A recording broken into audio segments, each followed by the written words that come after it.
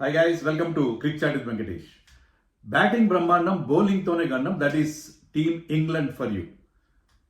అయినా సరే ఈసారి ఇంగ్లాండ్ టీం T20 వరల్డ్ కప్లో సెమీఫైనల్ చేరే అవకాశాలు చాలా బ్రైట్గా కనిపిస్తున్నాయి. దానికి కారణాలు ఏంటో వీడియోలో మనం చూద్దాం. ఇప్పటివరకు T20 వరల్డ్ కప్ని 2 సార్లు గెలిచిన టీమ్స్ 3 ఉన్నాయి. ఒకటి ఇండియా, రెండోది వెస్టిండీస్, మూడోది ఇంగ్లాండ్. సో మూడో టైటిల్ గెలిచే అవకాశం ఇంగ్లాండ్కి ఉందా?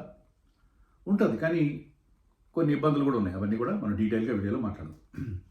సో ఇంగ్లాండ్ ఏ గ్రూప్లో ఉంది? England is in group C, which is a easy group for them. ఎందుకంటే ఆ గ్రూప్లో వెస్టిండీస్ ఒకటే వాళ్ళకి ట్రబుల్ ఇచ్చేది. Nepal, Italy, Scotland. ఇటలీ మొట్టమొదటిసారి ఆడుతున్నారు మరి యూరోపియన్ సైడ్. వాళ్ళు ఏదో ఆటలో అట్టుబడి లాగా ఉంటారు. నేపాల్ గుడ్ సైడ్, బట్ ఇంగ్లాండ్కి అంత దెబ్బ కొట్టేంత పరిస్థితి ఉండదు. స్కాట్లాండ్, ఇంగ్లాండ్ వాళ్ళు బాగా తెలిసిందే. మెయిన్గా ఏంటంటే వీళ్ళందరి బౌలింగ్ అటాక్ చాలా వీక్గా ఉంటుంది. దాని మీద ఇంగ్లాండ్ బ్యాట్స్మెన్ పండగ చేసుకోగలరు. సో అది వాళ్ళకున్న మెయిన్ అడ్వాంటేజ్. రెండోది ఏంటంటే సూపర్ 8లో వీళ్ళతో పాటు ఎవరు చేరే అవకాశాలు ఉన్నాయి? Course New Zealand, Pakistan, Sri Lanka. England super 8 గ్రూప్లో మన గ్రూప్ టఫ్గా ఉంది. మన గ్రూప్లో ఆస్ట్రేలియా ఉంది, సౌత్ ఆఫ్రికా ఉంది, వెస్టిండీస్ కూడా వచ్చే అవకాశం ఉంది. సో మన గ్రూప్ టఫ్గా ఉంది. మన ఇండియా సూపర్ 8కి వెళ్ళే గ్రూప్. కానీ వీళ్ళ గ్రూప్ ఈజీగా ఉంది. న్యూజిలాండ్, పాకిస్తాన్, శ్రీలంక. న్యూజిలాండ్ ఎప్పుడు కూడా డేంజర్ టీమే, ఒప్పుకున్నాం, బాగానే ఉంది. కానీ Pakistan, Sri Lanka they are difficult sides, కానీ ఇన్కన్సిస్టెంట్. వాళ్ళు చాలా డేంజర్ సైట్స్, చాలా చాలా డేంజర్ సైట్స్. కానీ మీరు కాస్త కన్సిస్టెంట్ క్రికెట్ ఆడితే మీరు పాకిస్తాన్ని, శ్రీలంకని దాటుకునే అవకాశం ఉంది. శ్రీలంక ఉన్న ఒక అడ్వాంటేజ్ అంటే వాళ్ళు హోమ్లో ఆడతారు కాబట్టి వాళ్ళ పిచెస్కి వాళ్ళకి అనుకూలంగా ఉంటాయి. అది ఒక స్లో పిచెస్ వాళ్ళకి అడ్వాంటేజ్ ఉంటుంది. బట్ ఓవరాల్గా ఇంగ్లాండ్కి సెమీఫైనల్ చేరే అవకాశాలు చాలా ఎక్కువగా కనిపిస్తున్నాయి మనకి కదా. ఆ గ్రూప్లో న్యూజిలాండ్ కానీ పాకిస్తాన్ కానీ వాళ్ళ మధ్య పోటీ ఉంటుంది. England is a better looking side compare to the other teams అని నాకు అనిపిస్తుంది. సో అది పరిస్థితి. మరి వీళ్ళ స్ట్రెంగ్స్ ఏంటి? స్ట్రెంగ్త్ ఏంటంటే వీళ్ళ పవర్ ప్యాక్ బ్యాటింగ్ లైనప్. ఎవరెవరు ఉన్నారు ఇక్కడ బ్యాటింగ్లో? Phil Salt, Jos Buttler, Ben Duckett, Harry Brook, ఇంకా మీకు Will Jacks, Jacob Bethell. So ఎవ్వరు కూడా తగ్గేదేలే. అందరూ కూడా బ్రహ్మాండమైన స్ట్రైక్ రేట్తో ఆడే ప్లేయర్స్ వీళ్ళు. వాళ్ళు ఎలాంటి ఫియర్ లేకుండా they are all big strikers of the ball. So ఇలాంటి పవర్ ప్యాక్ బ్యాటింగ్ లైనప్ ఉంది. అది వాళ్ళకి ప్రధానమైన స్ట్రెంగ్త్. రెండోది అంటే ఆల్రౌండర్స్ బాగున్నారు టీంలో. Sam Curran is a genuine allrounder, and Jamie Overton, Liam Dawson, Rehan Ahmed, ఇద్దరు స్పిన్నర్స్ కూడా వాళ్ళు బ్యాటింగ్ బాగా చేయాలి. Adil Rashid can bat well. So spinners అందరూ మంచి బ్యాటింగ్ చేయగలుగుతారు. అలాగే batting allrounders like Jacob Bethell, Will Jacks మన యాషెస్లో కూడా చాలా బౌలింగ్ చేయడం మనం చూసాం. సో వాళ్ళకి ఆల్రౌండర్స్ ఉండడం వల్ల బౌలింగ్లో ఆప్షన్స్ ఉంటాయి, బ్యాటింగ్లో డెప్త్ ఉంటుంది. Even Adil Rashid can bat అంటే Adil Rashid will come at number 9. So వాళ్ళకి బ్యాటింగ్లో బౌల్డ్ అంత డెప్త్ ఉండే అవకాశం. సో ఇది కాదు ఇప్పుడు వాళ్ళకున్న పవర్ ప్యాక్ బ్యాటింగ్ లైనప్ మనం చెప్పుకున్నాం. వాళ్ళు ఫ్రీగా ఆడాలంటే వాళ్ళకి చివరిలో కూడా వాళ్ళకి కొంత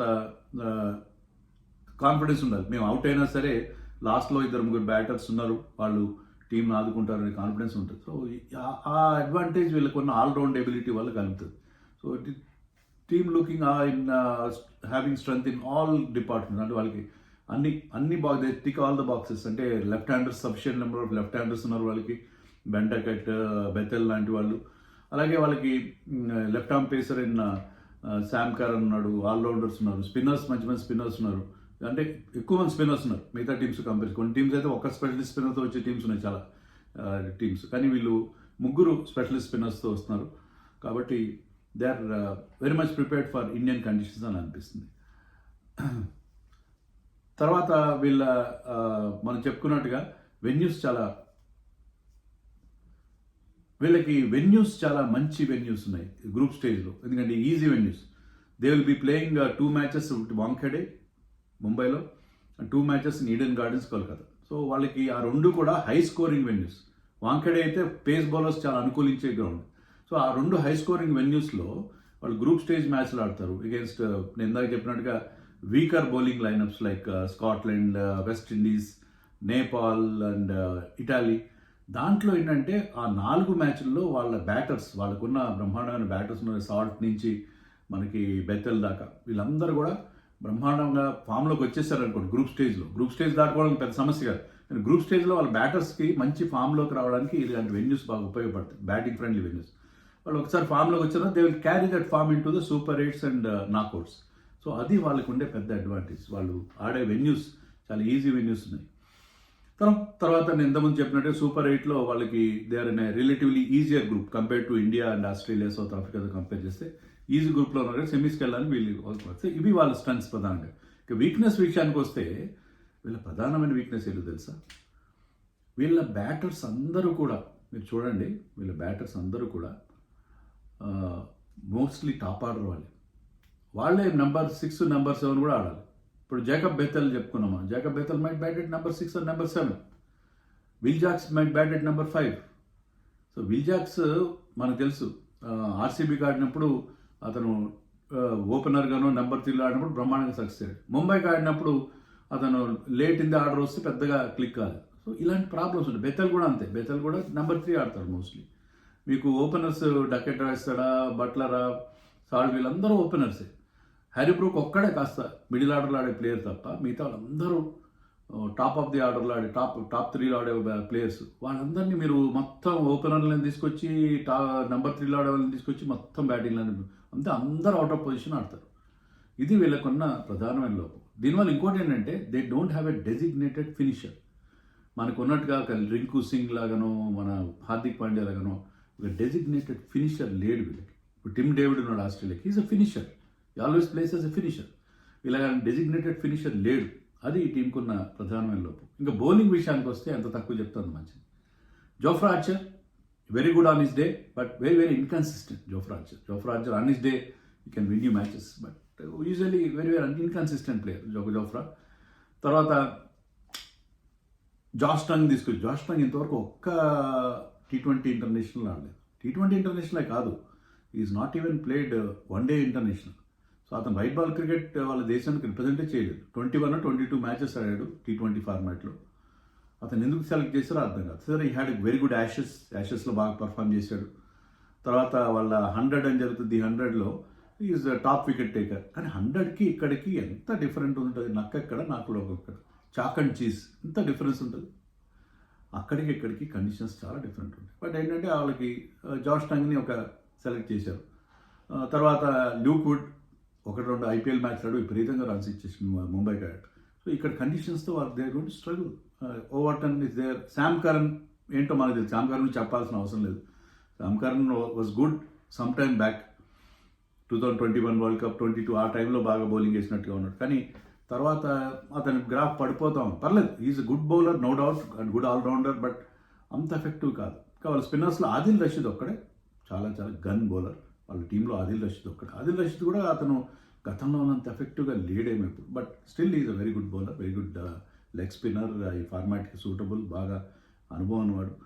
రెహాన్ అహ్మద్ అంత కన్సిస్టెంట్ కాదు. లియామ్ డాల్సన్ కూడా లెఫ్ట్ ఆర్మ్ స్పిన్నర్, అంత మన కండిషన్స్లో అంత అడ్జస్ట్ అవుతారని చూడాలి. సో బౌలింగ్ చాలా వీక్గా అనిపిస్తుంది. అలాగే డెత్ బౌలింగ్ స్పెషలిస్ట్ కూడా లేరు వీళ్ళు. సరే Sam Curran can use his variations, Jamie Overton also is good with slower ones, కానీ అంత ఎఫెక్టివ్ డెత్ బౌలర్స్ కాదేమో అనిపిస్తుంది. So death bowling is also a problem for them. తర్వాత హ్యారీ బ్రూక్ మనకు తెలుసు, వాళ్ళ కెప్టెన్. హ్యారీ బ్రూక్ ఇండియాలో struggle అవుతాడు, స్పిన్నర్స్ ఆడడానికి ఇబ్బంది పడతాడు. అది మిల్ ఆర్డర్లో ఆడతాడు, మిల్ ఆర్డర్లో అతను రాగానే స్పిన్నర్స్ని తీసుకొస్తాడు. సో స్పిన్ ఆడడంలో ఇబ్బంది పడడం. IPL ఒక సీజన్ ఆడాడు, 1 or 2 seasons ఆడినట్టున్నాడు. తర్వాత IPL డుమ్మా కొడుతున్నాడు. ఎందుకంటే ఇండియాలో స్పిన్ ఆడకపోవడం అనే ఒక క్వాలిటీ అతను, అంటే ఈవెన్ ఇంటర్నేషనల్ క్రికెట్ ఆడినప్పుడు కూడా అతను he's found wanting against India, against spinners in India. పాకిస్తాన్లో ఆడతాడు, అది టెస్ట్ మ్యాచ్లో. సో హ్యారీ బ్రూక్ ఫామ్ డెఫినెట్గా ఒక డౌట్గా ఉంది. సో వీళ్ళకి చాలా ప్రాబ్లమ్స్ కనిపిస్తున్నాయి, ముఖ్యంగా బౌలింగ్లో.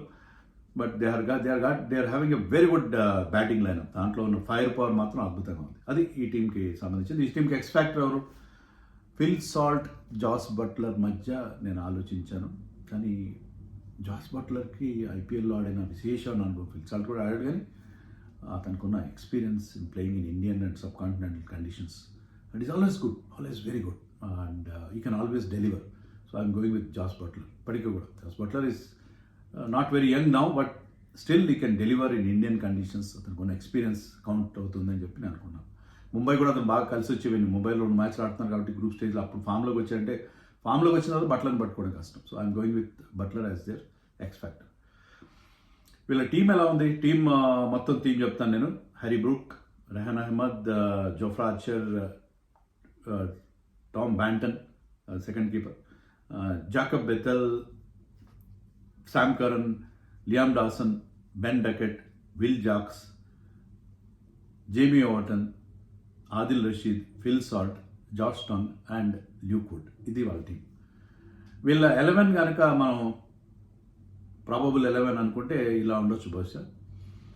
డకెట్ అండ్ సాల్ట్ ఓపెన్ చేస్తారు అనుకుంటున్నాను. బట్లర్తో ఓపెన్ చేయొచ్చు. Buttler is very good as an opening batsmen.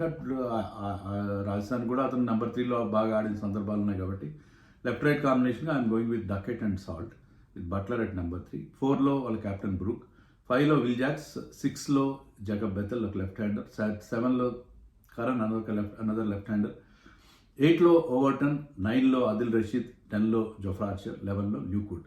Josh టాంగ్ని ఇమీడియట్గా తీస్తారు అనుకున్నాను. వార్మప్ మ్యాచ్లో వాడు చూస్తారు Josh Tongue if is proving good better than look good they will go with Josh Tongue. So ఇది వాళ్ళ టీం. వీళ్ళు నేను చెప్పినట్టుగా సెమీస్కి వెళ్ళడానికి వాళ్ళకి అవకాశం ఉంది. బట్ శ్రీలంకని ఏమాత్రం వాళ్ళ కండిషన్స్లో తక్కువగా అంచనా వీళ్ళ శ్రీలంక న్యూజిలాండ్ ఆ గ్రూప్కి వెళ్ళే అవకాశాలు కూడా ఉంటాయి. Pakistan is always a dangerous side in this format.